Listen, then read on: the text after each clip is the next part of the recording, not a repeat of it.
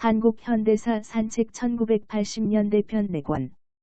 세 권에서 1988년도까지 살펴보았는데 80년대 편 4권에서는 80년대의 마지막 해인 89년도에 있었던 일들을 살펴본다. 88년도까지는 88올림픽이라는 마법의 주문이 있었지만 올림픽이 끝난 이후인 89년은 노태우에게는 위기의 해로 다가온다. 89년이 노태우에게는 위기의 해였지만 그래도 노 정권에게는 88올림픽을 대체할 만한 원군이 있었으니 그건 바로 언론이었다. 89년에 보여준 언론의 활약상은 언론이 오공을 거치면서 얼마나 부패했으며 얼마나 보수화되었는가를 여실히 보여준다. 언론의 부패상을 확인하려면 96번지년에 터진 전두환 비자금 사건을 살펴볼 필요가 있다. 1996년 2월 전두환이 88년 11월에 백담사 유배 직전 여론 무마용으로 언론계 인사 등에게 150억 원을 뿌렸다는 진술을 검찰에서 한 것으로 알려지면서 언론계에는 한동안 긴장감이 감돌았다. 전두환은 비자금 사건 한 차 공판에서는 자신이 돈을 준 언론인의 명단을 밝히지 않는 것이 좋을 것이라고 진술했지만 두 차 공판에선 검찰에서 한 진술을 번복함으로써 이 사건은 의문만 남긴 채 미궁 속으로 빠져들고 말았다. 가요계의 슈퍼스타 조용필. 1980년대의 가요계는 조용필의 시대였다.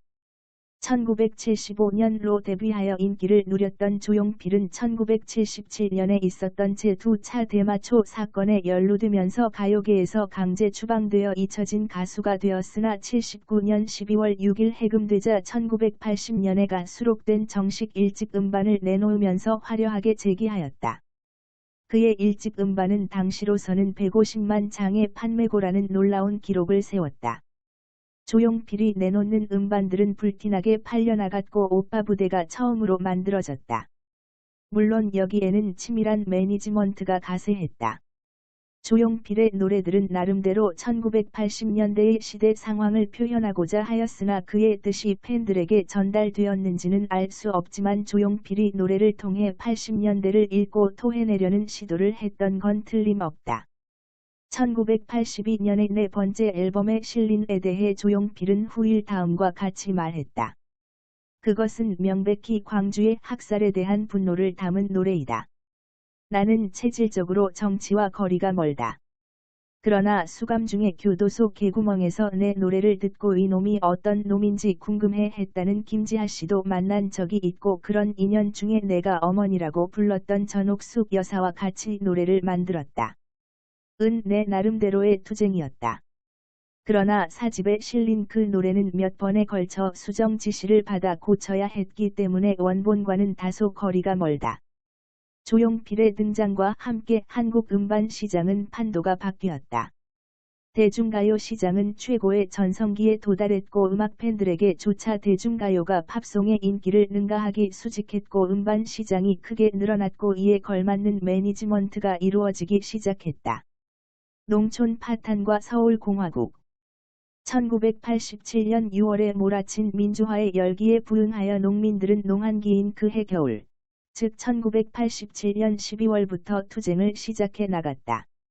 처음에는 수세 폐지 및 농지개량 조합 해체 투쟁에서부터 농민들의 저항이 달아올랐다. 이렇게 불붙기 시작한 농민 투쟁은 농축산물 수입 저지 투쟁으로 이어졌고 1988년 한 해 동안에만 300여 회에 걸쳐 연인원 20만 명이 참여하는 거대한 농민 운동이 전개되었다. 그리고 이러한 저항의 물결은 1989년 2월 여의도 농민시위라고 불리는 수세 폐지 및 농산물 제각 받기 전국농민대회가 개최되는 상황까지 이르렀다.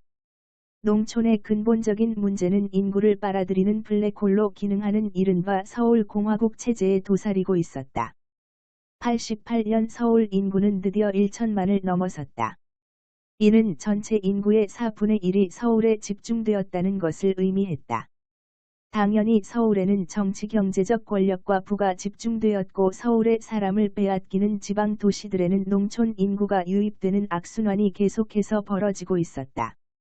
그 결과 각 지역의 작은 서울들이 생겨나게 되었고 1989년에 이르러 서울특별시와 5개의 직할시, 67개의 일반시로 늘어났다. 이런 도시화의 가장 큰 문제는 젊은 층의 도시 유입이 많아 농촌 공동화를 가속화시키고 있다는 것이다. 농가의 부채 증가율은 1981년에서 1987년으로 가면 소득 증가율의 3배를 넘어선다. 사정이 이러했지만 노태우 정권은 아무런 대책도 마련하지 않았다. 대학생의 현실 불만 해소 정책. 50대는 과외를 전면적으로 금지시켰다. 그런데 60 노태우 정권하에 1989년 2월 대학생의 비영리 과외를 전면 허용하고 중고교 재학생들의 방학 중 학원 수강을 허용하는 조치를 취했다. 문교부가 대학생 과외 허용 방안을 발표하자 한간에서는 대학생용 조처라는 해석이 구구했다. 즉, 6.29 이후 정부와 여당에서 여러 차례에 걸쳐 대학생 과외의 허용이 논의된 것과 관련하여 문교부의 과외 허용 조치가 89년 신학기를 대비한 학원 대책의 일환으로 정치 차원에서 내려진 결단이라는 것이었다.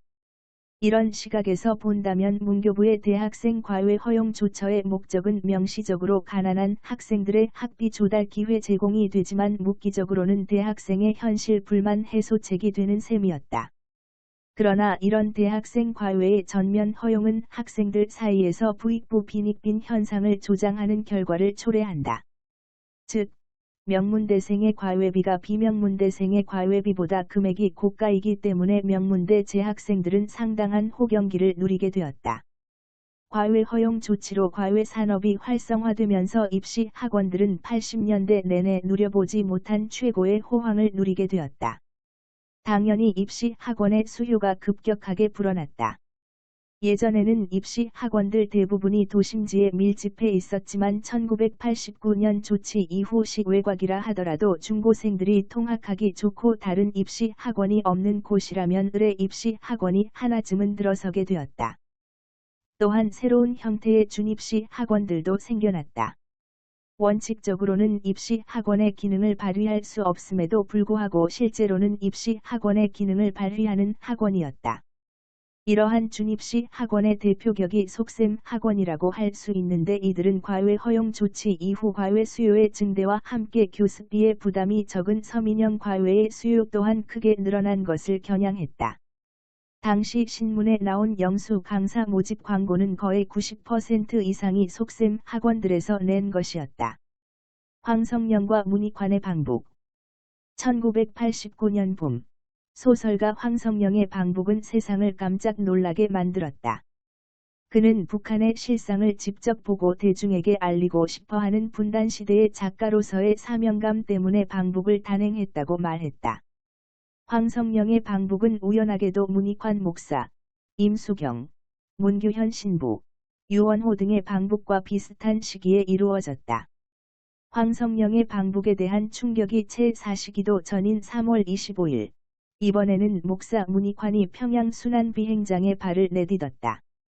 문익환의 방북 사실이 알려지고 3월 30일 울산 현대중공업 노동자의 108일에 걸친 파업의 공권력이 전격 투입되면서 이른바 공안정국이 본격적으로 형성되었다. 4월 3일에는 안기부, 검찰, 경찰, 보안사 합동으로 공안합동수사본부가 설치된 가운데 대대적인 공안몰이가 시작되었다. 언론에서는 문익환에 대한 개인의 인격 모독도 서슴지 않았고 특히 조선일보의 왜곡 보도가 심각했었다. 북한에서 문익환이 감옥으로 돌아가고 싶지 않다고 한 발언에서 감옥을 빼고 돌아가고 싶지 않다고 보도하여 그가 한국으로 돌아가고 싶지 않다는 뜻으로 말한 것처럼 왜곡 보고를 저질렀다. 1989년 2월 3일 모든 신문들이 정주영의 방북 결과에 대해 흥분하는 사이에 한겨레 신문은 정주영에게 일침을 가했다. 자신이 경영하는 기업체들에서 해고와 테러를 당하는 것에 신경을 쓰라는 얘기였다. 1989년 울산 현대중공업에서 불합리한 근로조건에 대해 파업 투쟁을 유지해 오던 조합원들에게 사측은 쇠파이프와 식칼을 동원한 무자비한 테러가 자행되었다. 이 테러로 인해 60여 명의 조합원이 크게 다쳐서 병원에 입원했고 일부 조합원은 중태에 빠지기도 했다. 이 사태에 대해 언론은 왜곡 보도의 극치를 보여줬다. 안기부와 문공부가 언론사 간부들과 집단 접촉을 벌여 거액의 촌지를 뿌린 사실이 드러났다. 현대뿐만 아니라 삼성의 노동자 탄압은 더했다. 삼성은 노조 설립 자체를 원천 봉쇄해왔기 때문이다. 당시 재벌들의 노동 통제가 심각한 수준이었으나 언론은 굳게 침묵하면서 노사쟁의가 발생하면 재벌 사용자 편을 드는데 앞장섰다. 부산 동의대 사건 1988년 12월 5일 문교부 장관으로 정원식이 취임하는데 그는 학원 문제의 강경 진압을 유지해온 인물이었다. 그는 학원 안정 4단계 방안을 마련했는데 학생들의 점거 농성 사태가 장기화되면 계고 임시휴업 전원유급 폐교의 단계적 조치를 취한다고 경고한 후 경기대와 한림대 등의 계고 조치를 취했고 고려대와 서울교대에는 임시휴업을 지시하기도 했다. 이런 강경 진압의 흐름 속에서 5.3 동의대 사건이 발생했다. 89년 5월 3일 새벽 부산의 동의대에서 학생들이 점거 농성 중이던 도서관에 불이나 진압하려고 들어간 경찰관 7명이 사망한 사건이었다. 초기 검찰의 발표와는 다르게 시간이 흐르면서 상당한 부분들이 거짓으로 드러나기 시작했다.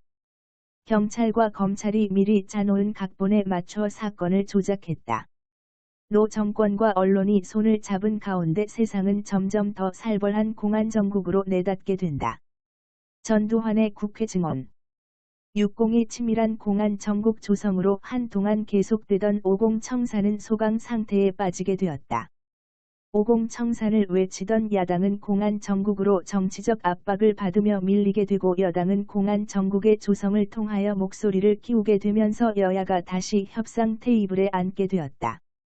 89년 12월 15일 청와대에서 노태우, 김대중, 김영삼, 김종필 등 사당 대표가 모여 영수회담을 열었다.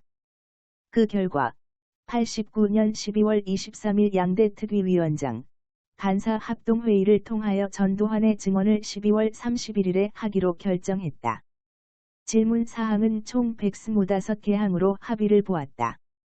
노태우는 백담사에 있는 전두환에게 연락하여 국회에 출석해 증언을 해줄 것을 부탁한다. 결국 31일에 진행된 청묵회에서 전두환의 증언 시간은 총 2시간도 되지 않는데 이 국회 청문회는 흥분한 야당 의원들의 규탄과 여당 의원들의 맞대응으로 14시간여나 진행되었다.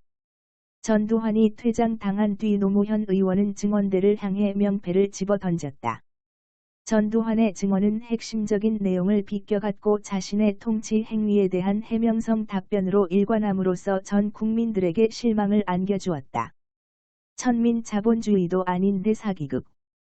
6.02 주택 정책은 민생고를 해결하려는 게 아니라 중산층 신화 만들기의 연장선상에서 주택 정책이 집행되었다. 소장농과 세입자를 죽음으로 내몰면서 중산층을 위해 건설한다는 일선, 분당 신도시 개발 사업도 중간층 포섭 전략의 일환인 것이다. 현재 주택청약예금과 청약저축에 가입해서 아파트 분양을 기약 없이 기다리면서 늘어선 대열은 무려 수백만 명에 이르고 있다. 노 정권은 이들에게 곧 당신 차례가 온다면서 끊임없이 자신의 정책에 줄을 서게 하고 의식의 반경을 내 집 한 채에 머물게 하는 효과를 꾀했다. 그러나 그것마저도 결코 쉽지 않은 일이다. 6.0 하에서도 땅값은 미쳐 돌아가고 있었기 때문이다. 88년을 기준으로 단 한 편의 땅이라도 소유하고 있는 사람은 불과 1,090만 명이었는데 이는 국민 4명당 1명꼴이었다. 반면 재벌은 88년 말 10조 원 상당의 부동산을 소유하였으며 지가 상승에 비례해 이들 그룹의 막대한 자산 소득이 돌아갔다. 재벌들은 기업 투자에게 3물결표 쌓인 4배에 이르는 수천억 원을 부동산 매입에 사용하였고 그 돈은 다 은행에서 빌린 돈이었다. 6.0은 재벌들의 이런 부동산 투기에 왜 눈을 감아주었을까? 6.0도 5.0의 뒤를 이어 재벌들과 조폭유흥업소식의 유착관계를 맺고 있었기 때문이다. 정권의 비호 하에 재벌들이 앞다투어 그렇게 땅 짚고 헤엄치는 식의 부동산 투기에 앞장섰으니 88년 전국 사유지의 보유자 중 상위 5%가 전체의 65.2%를 보유하고 있다는 국토개발연구원의 통계자료는 결코 놀랄 일이 아니다. 상위 10%가 76.9%, 상위 25%가 90.8%를 차지하고 있었다. 이건 천민 자본주의도 아닌 대사기극이었다. 재벌들의 주도하에 그런 대대적인 부동산 투기가 벌어져 막대한 이익을 챙기고 있는데 중소기업들이 무슨 생각을 했겠는가? 열심히 일만 한 기업만 바보가 되는 세상이 되었다. 중산층이 되기 위한 투쟁, 중산층 내에서도 상층에 속하고자 하는 투쟁, 이 모든 투쟁은 후일 560 세력을 지켜주는 튼튼한 안전판이 되었다. 그리고 50 찬양에 가장 앞장섰던 신문은 90년대를 넘어 2000년대까지 내내 최고의 번영을 누리게 된다. 560이 전라도 죽이기. 1980년대는 광주 학살과 더불어 호남에 대한 극심한 차별이 판을 친 시대였다. 560 모두 대구 경북 중심의 이른바 TK 정권이었다. 박정희 정권 시절부터 극심했던 정부 인사에서의 호남 차별은 50을 거치고 60 들어서 더욱 심화되었다. 영남 출신은 고위직을 거의 말아먹다시피 했다. 50 시절 차관급 이상 관료 155명 중 43.6%인 67명이 경상도 출신, 호남 출신은 9.6%이었으며 60시 영남 출신은 전 강요의 48%, 차관급에선 60%에 이르렀다. 또 어느 부처를 막론하고 주요 실국장 등 요직은 대부분 대구 경북 출신이 차지했고, 특히 청와대와 검찰은 영남 출신이 거의 독점했다. 지역 간의 경제 격차도 80년대 들어서면서 더욱 벌어졌다. 80년대 들어 국민 총생산 규모에서 지역 경제가 차지하는 비중이 수도권과 영남 지역에서는 큰 폭으로 늘어난 반면 다른 지역이 국민 총생산에서 차지하는 경제 규모는 급속하게 줄어들었다. 무자비한 광주 학살에도 불구하고 80년대는 김대중의 대통령 도전으로 인해 지역 감정의 골이 깊게 패인 시기였다. 특히 많은 영남인들이 김대중과 그를 지지하는 호남인들에 대해 강한 혐오감과 적대감을 품게 되었고, 이는 가정교육으로까지 전수되는 비극적인 결과를 초래하였다. 호남 차별 발언이 김대중이라는 매개를 통해서 이루어질 때에는 정치적 성향 또는 취향이라는 가면을 쓰게 되어 자신이 부당한 호남 차별을 한다는 인식을 갖기도 어려웠다. 그런 호남 차별로 인해 특히 영남 지역에 사는 호남인들이 심한 고통을 겪어야 했다. 경상도 사람이라도 부모의 직장 관계로 전라도에서 태어났다거나 잠시 산 적이 있다면 그런 경우에도 호남 차별의 재앙을 피할 수 없었다.